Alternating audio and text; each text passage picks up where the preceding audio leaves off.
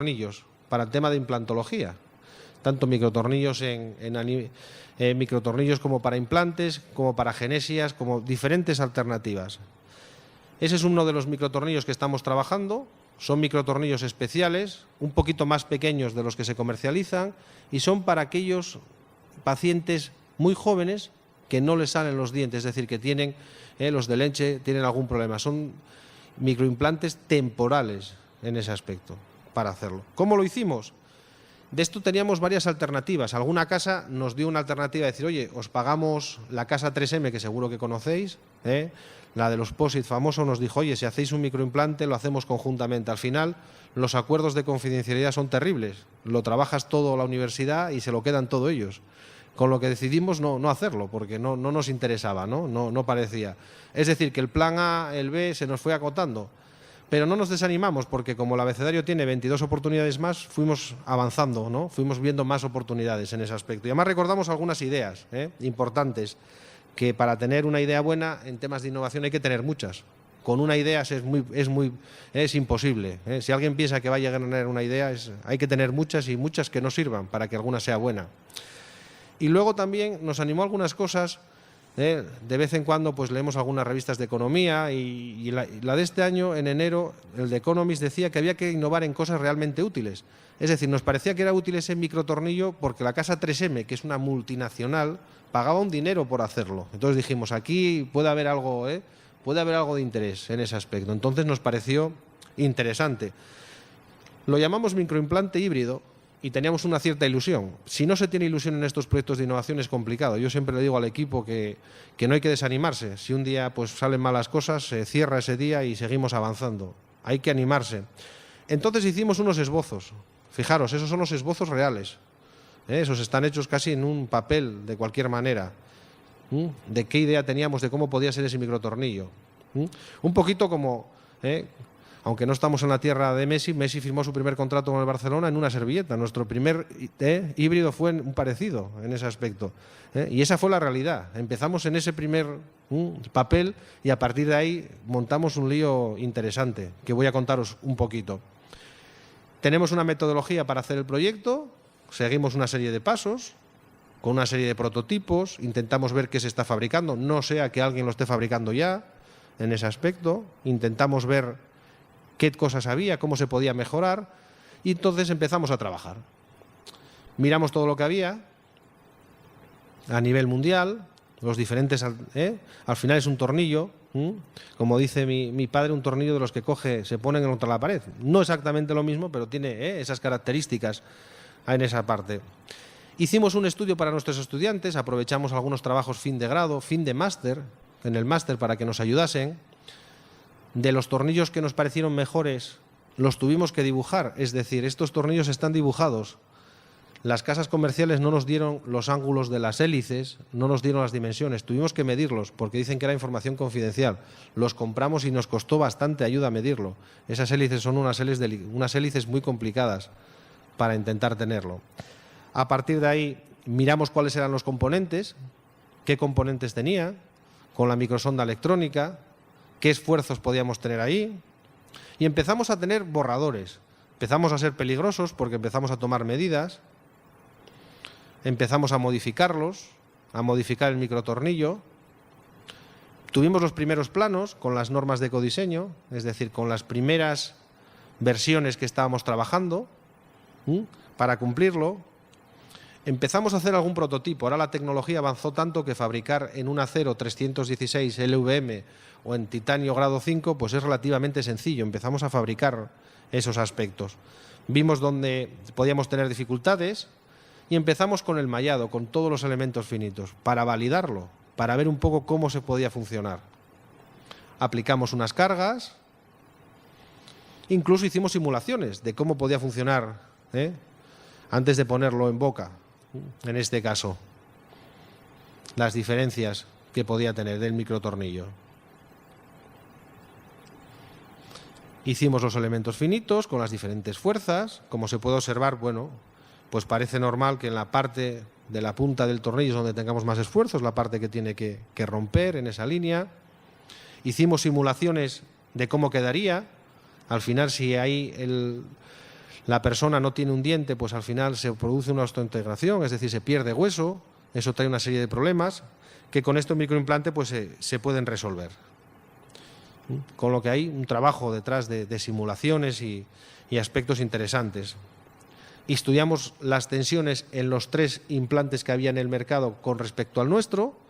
El nuestro es el de la parte de abajo, es decir, que empezó a dar unos resultados que nos parecían interesantes, de tensiones en los implantes, de desplazamientos, incluso en la parte cortical y en la parte trabecular. Comprobamos las dos iniciativas, los desplazamientos que había, y empezamos a ver que podía ser una cosa interesante. Inmediatamente lo patentamos para no tener problemas, y aunque la tendencia era similar, veíamos que el tornillo, digamos, de la universidad funcionaba mejor.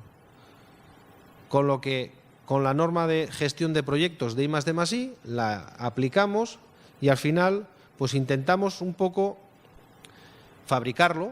Esta es la evidencia del, digamos, del titanio grado 5 que nos mandaron. Pues bueno, ya veis ahí que estas cosas vienen pues desde China en ese aspecto, para tenerlo, la trazabilidad. Y esta es cómo nos quedó. Tiene 3 piezas, es un microimplante más pequeño que se utiliza en aquellos casos normalmente de niños hasta 16, 18 años. Es un implante, digamos, híbrido en ese aspecto. Tiene varias posibilidades. Este es un poco el que elaboramos, las piezas, y ahora mismo pues lo estamos poniendo en unas pruebas de validación en pacientes para ver un poco cómo va. Este es otro proyecto de innovación, claramente. Tiene investigación, desarrollo, innovación, y también una parte de fabricación importante para hacer estas piezas con cierto detalle. ¿Eso qué nos permite? Pues nos permite favorecer a la universidad. Hacemos unas publicaciones, para nuestros estudiantes. Yo doy en varios máster de la Facultad de Medicina temas de bioingeniería y de gestión, y en la parte de bioingeniería pues tenemos unos pequeños apuntes, y también en la parte de innovación pues un poco les contamos estos proyectos, para que luego su proyecto fin de máster pues vaya un poco relacionado o podamos apoyarlo en esta línea. También nos sirve para hacer publicaciones en los congresos. Este es un congreso de ingeniería mecánica donde presentamos el microtornillo, y también tuvimos la suerte de que nos dieron un premio al mejor trabajo de investigación aplicada, es decir, es una investigación que les resultó interesante para hacerlo. Esto es un poco lo que hicimos referente con este instituto y con otros grupos de investigación de la universidad. Porque veáis alguna cosa más que nos dedicamos en un hospital. ¿Qué proyectos de innovación hicimos en un hospital? Básicamente colaboramos con la consejería, con el gobierno, en proyectos de innovación en hospitales. Este es un ejemplo de proceso de hemodiálisis, es decir, colaboramos con varios hospitales en el tema de hemodiálisis. Ya sabéis que es pues todo el tema de cambio, de limpieza, del cambio de la sangre, diciéndolo así de una manera muy sencilla en ese aspecto. Antes lo tenían así, cuando empezamos, en lo que era el pasado, y un poco lo que estábamos trabajando hacia el futuro es en tenerlo un poco sistematizado, informatizado algunos aspectos, y que fuese un poco más eficiente el proceso, ese futuro. Trabajamos un poco en todo el proceso, lo definimos con ellos, incluso trabajamos en el mapa estratégico, en la conferencia que se impartió ayer a las 8, pues hablaban temas también de mapa estratégico, que colaboramos. Este es el proceso de hemodiálisis crónica, como lo definimos, con ellos. También integramos las diferentes aplicaciones que tenían. Tenían una aplicación de la universidad, que era la nuestra, una aplicación de gestión clínica, es decir, la que utilizan los doctores con sus pacientes, y luego tenían la del hospital. Aunque parezca increíble, había 3 aplicaciones, y esas aplicaciones pues a veces no se ven correctamente, los datos no están bien. Nos permitió integrarlo todo, ¿no? Y tenerlo en esta línea. Se creó una pequeña aplicación informática que desarrollamos en este aspecto, con estos módulos. Lo presentamos en el Congreso de Nefrología, de área de gestión clínica. Quisieron presentarlo, lo presentaron los doctores. Y bueno, aquí tenéis un pequeño vídeo de lo que hace esa aplicación. Es una aplicación para el tema de indicadores, con colores, y el presupuesto de estas áreas de gestión clínica va vinculado a ese cumplimiento de indicadores, con lo que es importante en ese aspecto. De una manera sencilla, desde el gobierno pueden ver un poco cómo va el cumplimiento de los diferentes servicios de nefrología en los hospitales del Principado de Asturias. La típica ficha del indicador, con los colores rojo, naranja o verde en función del grado de cumplimiento. Una ficha sencillita, con los valores salen directamente de la aplicación de gestión clínica y se representan. Se va viendo un poco las diferentes alternativas que vamos haciendo con el estado del indicador. Esa representación pues permite exportarla a cualquier tipo de informe, por si hay que hacer algún informe, y hacer un seguimiento en esa línea. Los datos se pueden cargar en automático si la aplicación si los datos lo tenemos, y si no, pues se carga manualmente, y permite hacer un seguimiento del proceso de hemodiálisis crónica para intentar homogeneizarlo en las diferentes ciudades que tenemos en los hospitales en ese aspecto. Además, la aplicación permite también una serie de seguimiento de esos indicadores, del cumplimiento o no. El presupuesto va en función del grado de cumplimiento que tengan en ese aspecto. Bueno, esto es un poco los proyectos que tenemos ahora mismo. Estamos trabajando con el Instituto de Oncología también en algunos temas de innovación, y con todo el tema del centro médico, un centro médico privado en Asturias, para algunos diferentes procesos. Pero estamos comenzando, está hacia la mitad, los resultados no están cerrados. Por eso elegí un poco estos proyectos.